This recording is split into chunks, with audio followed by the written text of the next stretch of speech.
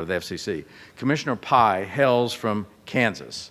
I know John Lytle's out there saying, yes, I know where Kansas is, and so does Ajit. Ajit was appointed by President Obama and unanimously confirmed by the Senate in 2012. He brought with him to the FCC well over a decade of experience in communications law and policy. Ajit also worked for Majority Leader Mitch McConnell in the Senate. He is an avowed believer in creating a regulatory environment that encourages competition and innovation, and strongly believes in policies that respect the technological changes in today's marketplace.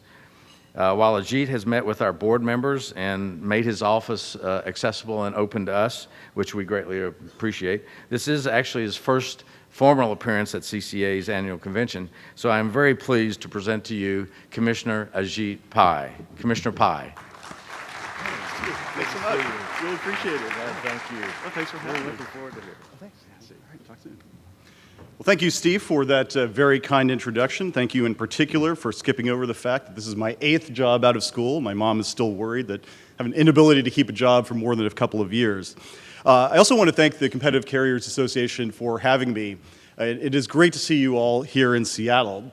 Now, speaking of Seattle, when I think of this city, a lot of things spring to mind. The Seahawks, the grunge music phase back when I was young and hip. But first and foremost, of course, is coffee.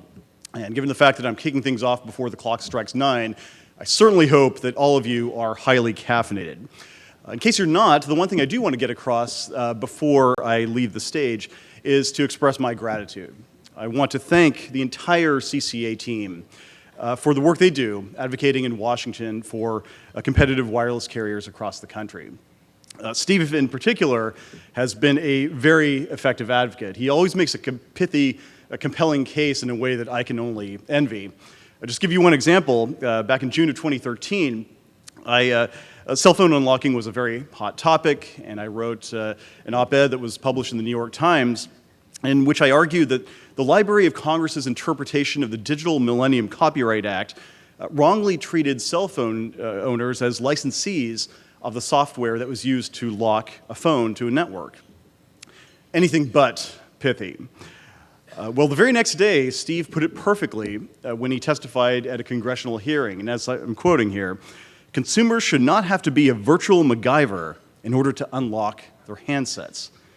I mean, right on principle and a compelling 80s TV reference, that is the way it is done. Well done, Steve, and well done to CCA overall.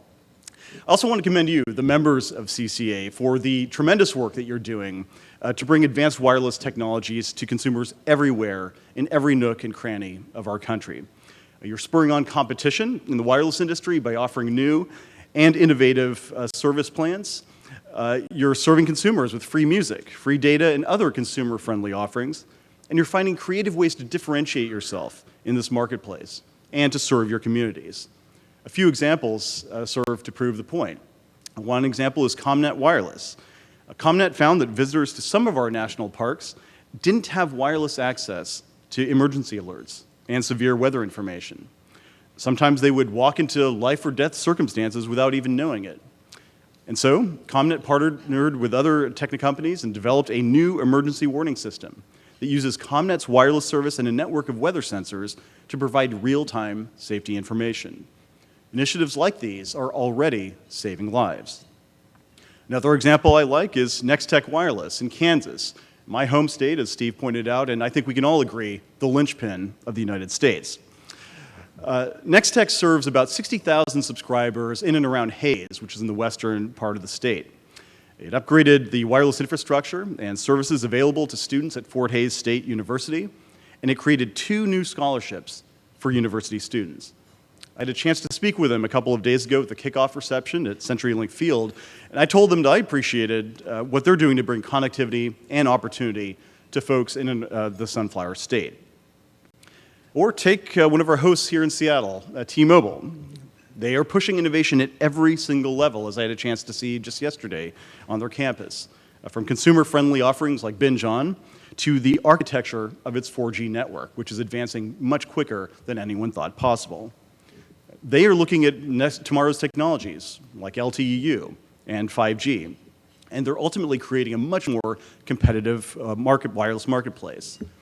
If only they had a CEO who wasn't a shrinking violet and was willing to talk about the company's amazing achievements. There's no telling to how much the company could get recognized. But in some, CCA members, whether they are small, regional, or national providers, are stepping up to the plate and are serving consumers. And both as a commissioner and as a consumer, I appreciate that. And that's because, to me, every American should have access to advanced wireless services. This isn't just an abstraction. As I pointed out, I grew up in rural Kansas, much of which, even today, is still on the short end of the digital divide. And that's something that I want to change. I think that every American who wants access to mobile broadband should be able to get it, regardless of where they live. And I know that there's virtually no limit to what Americans can achieve if they are participants in, rather than spectators of, the digital economy. And so this morning, I thought I'd spend a few minutes just laying out some of my ideas on how we can close that digital divide, how governments at all levels, federal, state, and local, can make it easier for folks in the private sector, providers like you, to deploy broadband across the country. And I've called this a digital empowerment agenda. And that agenda begins with a few simple facts that you already know. The cost to deploy broadband is staggering. And the maze of federal, state, and local regulations that needlessly slow down the process and regulations that you have to navigate, it's just dizzying. And so we need to cut through some of that red tape. Here are 5 ideas I've proposed on how we can make that happen and promote broadband deployment throughout the United States.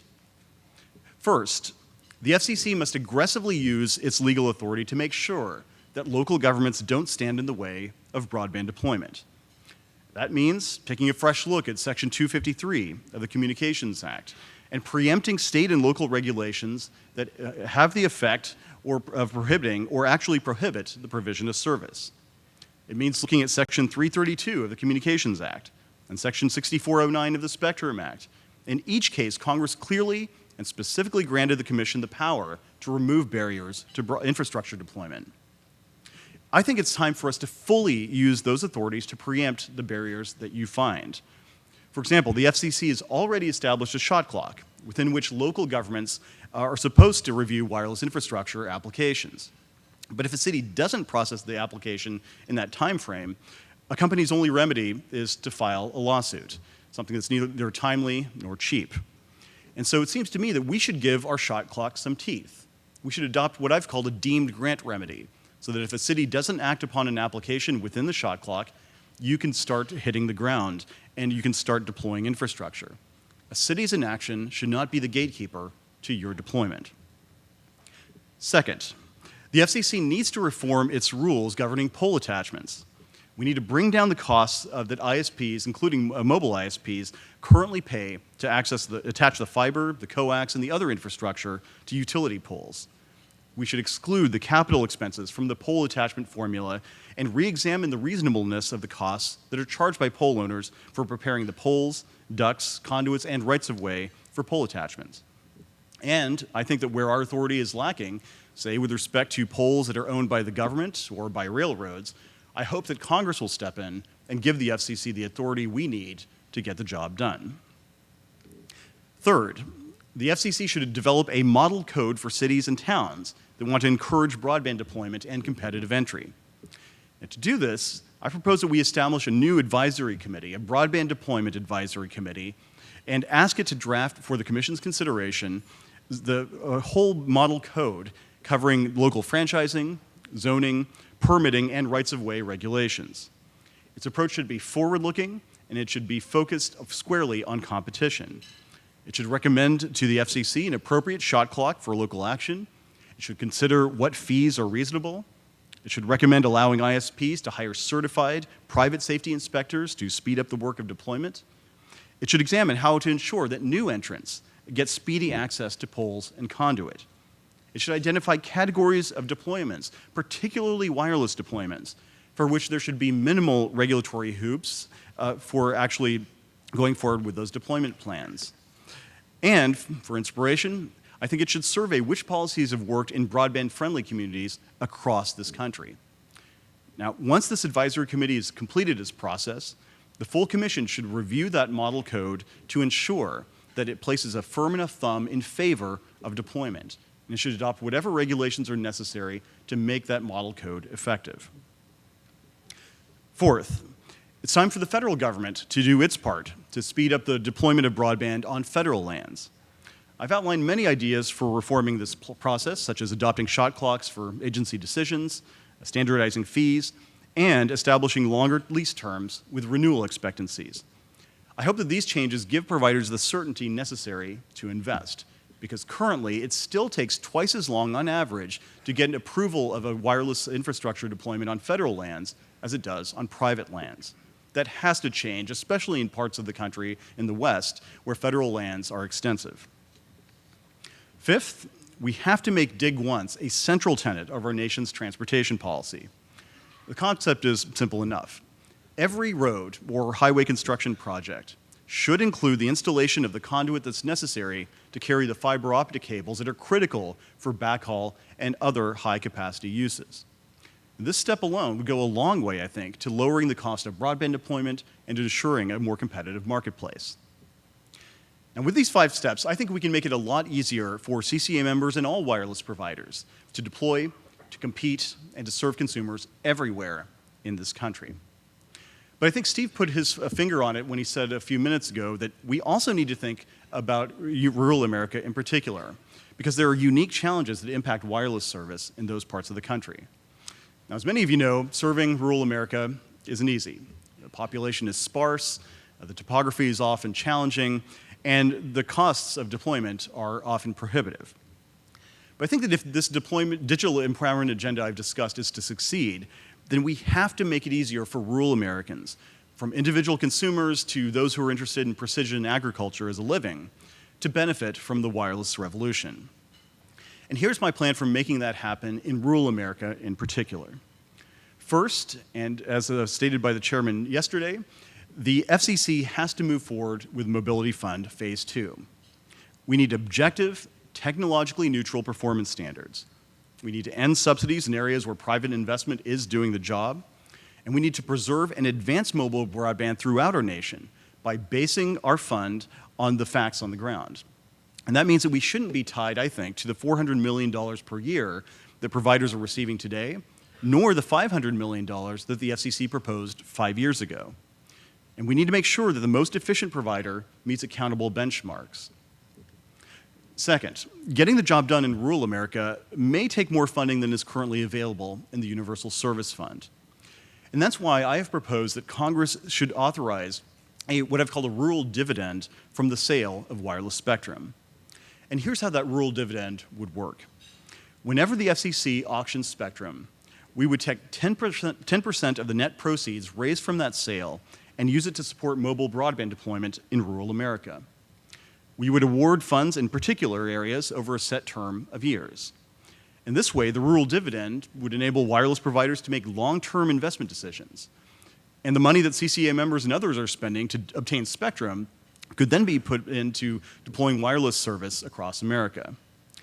Now, just to give you a sense of the kind of money we would be talking about, if this plan had been in place over the last decade, an additional $7 billion or $700 million per year would have been available for deployment.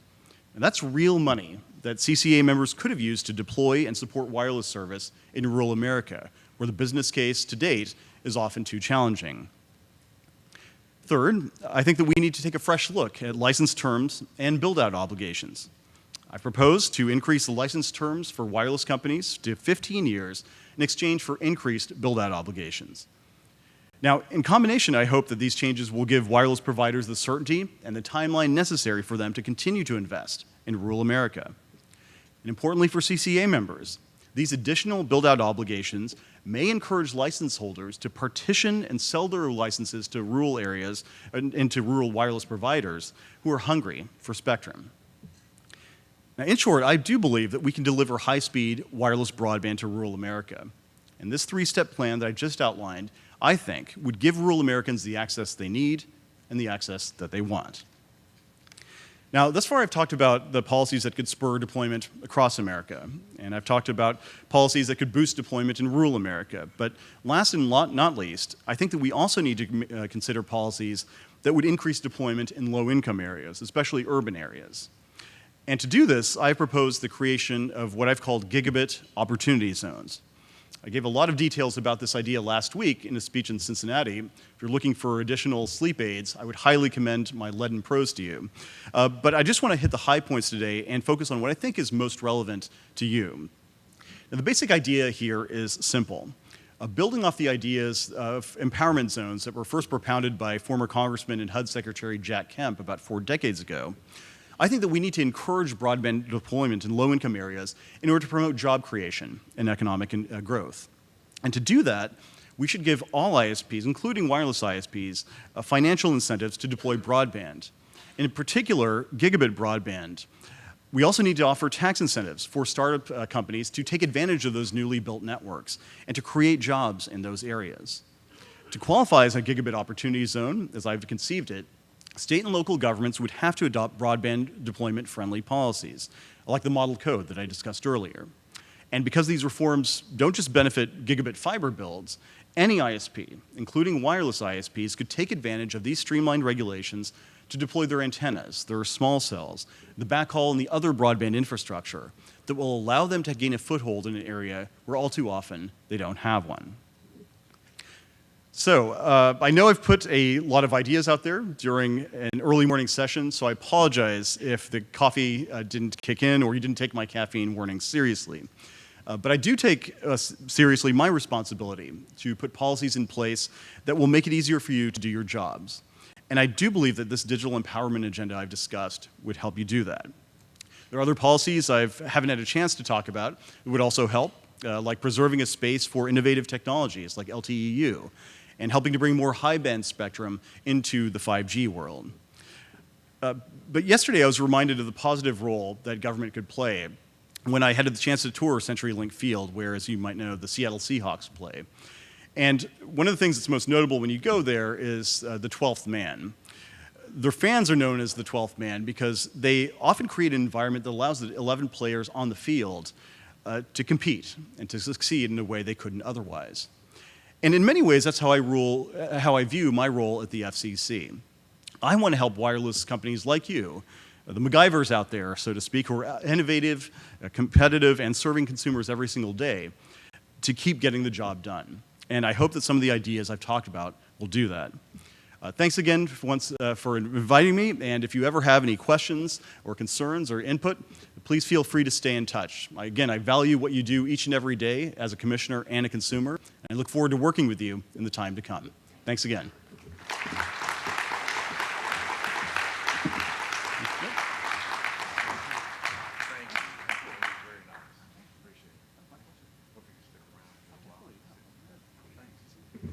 Thank you.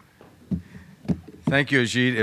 It's been a pleasure. Certainly, thank you so much for sharing your thoughts and views on the regulatory landscape, as well as your thoughts about where the industry is heading. I also want to thank Ajit's most capable wireless advisor, Brendan Carr, who joined him and came out to our show, and he's been excellent wireless advisor to work with. And Ajit, you have a good staff, and we appreciate access to you and your office. All right, next. As I promised, we would continue to hear a little about 5G and the Internet of Things and what comes next.